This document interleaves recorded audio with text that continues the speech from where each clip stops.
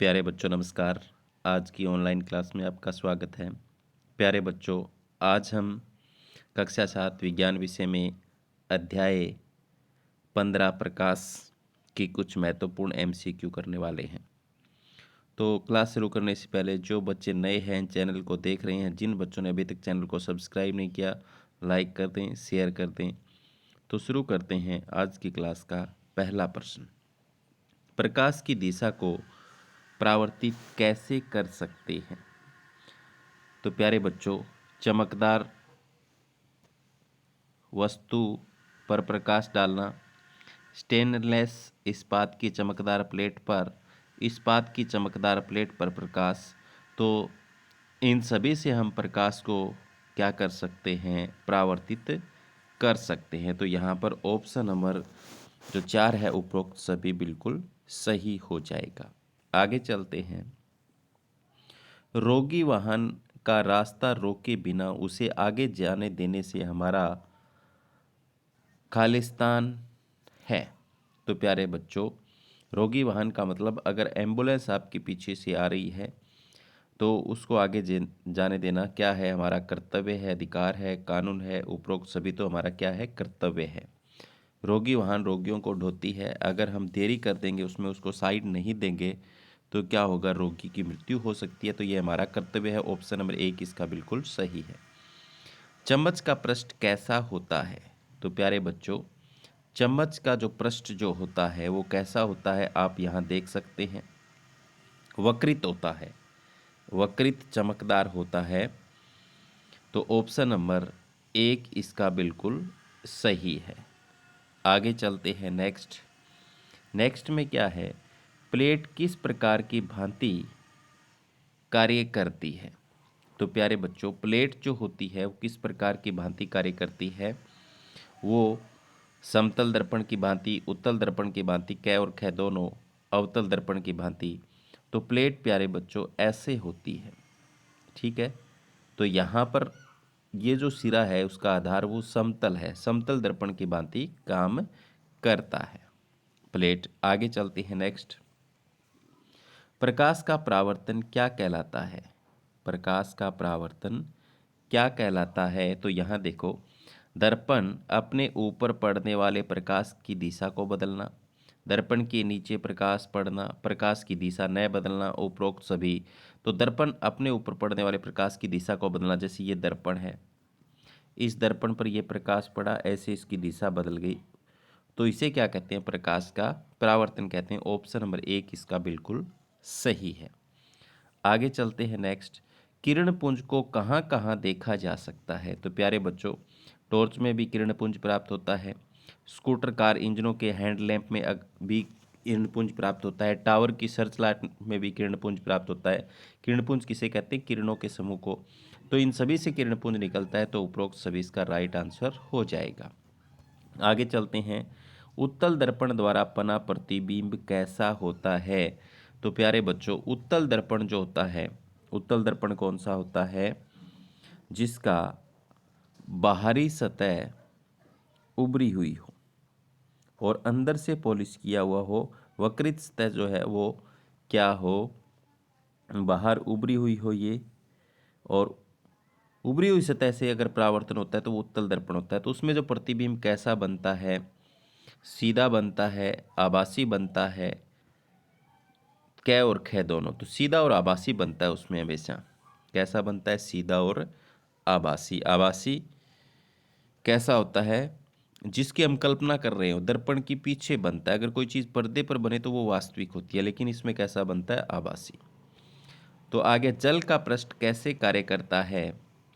दर्पण की भांति। तो जल का पृष्ठ कैसे कार्य करता है? एक दर्पण की भांति काम करता है। आप देख सकते हो, आप किसी जोहड़ के किनारे, नदी के किनारे खड़े हो तो उसमें आपका प्रतिबिंब दिखता है, तो वो एक दर्पण की भांति काम करता है। ऑप्शन नंबर 1 इसका बिल्कुल सही हो जाएगा। स्कूटर या कार के पार्श्व दर्पण में सभी वस्तुओं के प्रतिबिंब कैसे दिखाई देते हैं? तो आप यहाँ देख सकते हो कैसे दिखाई देते हैं? छोटे दिखाई देते हैं। कैसे? छोटे। तो ऑप्शन नंबर 1 इसका बिल्कुल सही हो जाएगा। आगे चलते हैं। नेक्स्ट, आवर्धक लेंस एंड लेंस किस लिए प्रयोग करते हैं? तो आवर्धक लेंस जो होता है एक उत्तल लेंस होता है। कैसा होता है, एक डंडी में लगा उत्तल लेंस होता है।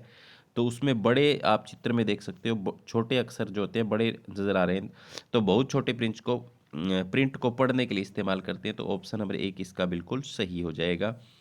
आगे है प्रतिबिंब कौन कौन से होते हैं। तो प्यारे बच्चों, प्रतिबिंब जो होते हैं अगर पर्दे पर बने वो होते हैं वास्तविक, अगर जो पर्दे पर ना बने हम कल्पना करते हैं, जैसे दर्पण के सामने पीछे खड़े होते हैं तो दर्पण के सामने खड़े तो ऐसा लगता है हमारा पीछे की तरफ प्रतिबिंब बन रहा है, तो एक कल्पना है, आभासी प्रतिबिंब है। तो वास्तविक और आभासी दोनों होते हैं। ऑप्शन नंबर 3 इसका बिल्कुल सही हो जाएगा। प्रतिबिंब दो प्रकार के होते हैं। आगे है उत्तल दर्पण किसे कहते हैं। तो प्यारे बच्चों, जिसका परावर्तक पृष्ठ उभरी हुई हो। ये देखो एक दर्पण है, इसकी पीछे की सतह अंदर और धसी हुई सतह पर पॉलिश की हुई है, परावर्तक पृष्ठ उभरा है, तो परावर्तक पृष्ठ उभरा हो उसे उत्तल दर्पण कहते हैं। आगे चलते हैं, अवतल दर्पण किसे कहते हैं। तो इसका उल्टा हो जाएगा। ये उभरी हुई सतह को पॉलिश कर दें, अंदर से प्रकाश का परावर्तन हो, तो गोलीय दर्पण का परावर्तक पृष्ठ अवतल हो यानी अंदर धसा हुआ हो। तो ऑप्शन नंबर 1 इसका बिल्कुल सही हो जाएगा। जो प्रतिबिंब प्राप्त नहीं होता उसे क्या कहते हैं। तो जो प्रतिबिंब पर्दे पर प्राप्त नहीं होता उसे क्या कहते हैं, आभासी प्रतिबिंब कहते हैं। तो ऑप्शन नंबर 1 इसका बिल्कुल सही है। दांतों का बड़ा प्रतिबिंब देखने के लिए कौन से दर्पण का उपयोग किया जाता है। तो प्यारे बच्चों, डॉक्टर जो होते हैं, दंत चिकित्सक जो होते हैं, वो दांतों का बड़ा प्रतिबिंब देखते हैं, तो कौन से में बनता है, वो अवतल दर्पण में बनता है। तो ऑप्शन नंबर 1 इसका बिल्कुल सही है। आगे चलते हैं नेक्स्ट। आंख, कान, नाक, गले का निरीक्षण करते समय कौन से दर्पण का प्रयोग किया जाता है। तो आंख, कान, नाक, गले का जो डॉक्टर होता है वो भी कौन सा दर्पण रखता है, अवतल दर्पण रखता है। वो बड़ा करके देखता है, नाक, आंख, कान, गले का बड़ा प्रतिबिंब देखना चाहता है तो वो अवतल दर्पण का प्रयोग करता है। वास्तविक प्रतिबिंब किसे कहते हैं। तो प्यारे बच्चों, अभी मैंने बताया था जो पर्दे पर बनने वाले प्रतिबिंब को क्या कहते हैं, वास्तविक कहते हैं। ऑप्शन नंबर 1 इसका बिल्कुल सही हो जाएगा। गोलीय दर्पण खालिस्तान का सामान्य उदाहरण है। तो प्यारे बच्चों, गोलीय दर्पण जो होते हैं वो एक वक्रित दर्पण है। तो ऑप्शन नंबर 1 इसका बिल्कुल सही हो जाएगा। आगे चलते हैं, उत्तल लेंस की बनावट कैसी होती है। तो प्यारे बच्चों, उत्तल लेंस होता है ऐसे, बीच में से मोटा, किनारों से पतला। तो किनारों से पतले, बीच में से मोटे। ऑप्शन नंबर 3 इसका बिल्कुल सही हो जाएगा। अभिसारी लेंस कौन से होते हैं। तो आप चित्र में देख सकते हो, यहाँ पर ये कौन सा लेंस है, ये उत्तल लेंस है। उत्तल लेंस पर जो भी किरणें पड़ती हैं वो एक बिंदु पर इकट्ठी होती हैं, तो उसे कहते हैं अभिसारी लेंस। उत्तल लेंस पर पड़ने वाले प्रकाश को अंदर की ओर मोड़ देता है। तो ऑप्शन नंबर 1 इसका बिल्कुल सही हो जाएगा। आगे है, सूर्य के प्रकाश में कितने रंग होते हैं। तो प्यारे बच्चों, अगर सूर्य का प्रकाश प्रिज्म से गुजरता है तो इस प्रकार 7 रंगों में बंट जाता है। तो कितने रंग होते हैं, उसमें 7 रंग होते हैं। आगे चलते हैं नेक्स्ट। नेक्स्ट में है, लेंस का उपयोग कहाँ कहाँ किया जाता है। तो प्यारे बच्चों, लेंस जो होती है वो इस दूरबीन में भी प्रयोग की जाती है। आप देख सकते हो इस दूरबीन में भी है, इस चश्मे में भी है और इस सूक्ष्मदर्शी में भी है। तो चश्मे में भी, और तो इसमें क्या हो जाएगा, इसका दूरबीन भी हो जाएगा, चश्मे भी हो जाएगा, सूक्ष्मदर्शी। तो उपरोक्त सभी इसका राइट आंसर हो जाएगा। कौन सा हो जाएगा, उपरोक्त सभी वाला, ये वाला। ठीक है, आगे चलते हैं नेक्स्ट। लेंस खालिस्तान होते हैं। तो प्यारे बच्चों, लेंस जो होते हैं वो पारदर्शी होते हैं, अपारदर्शी होते हैं, आभासी होते हैं, उपरोक्त सभी तो पारदर्शी होते हैं लेंस। तो आगे, इंद्रधनुष में 7 रंग कौन कौन से होते हैं। लाल, नारंगी, पीले, हरे, नीले, जामुनी, बैंगनी। तो ये सातों ही होते हैं, उपरोक्त सभी इसका राइट आंसर होगा। आगे चलते हैं नेक्स्ट। कॉकरोच अथवा केंचुए के शरीर के भागों को देखने के लिए किसका प्रयोग किया जाता है। तो ये कौन सा लेंस है, आवर्धक लेंस, उत्तल लेंस का प्रयोग किया जाता है। तो ऑप्शन नंबर 1 इसका बिल्कुल सही है।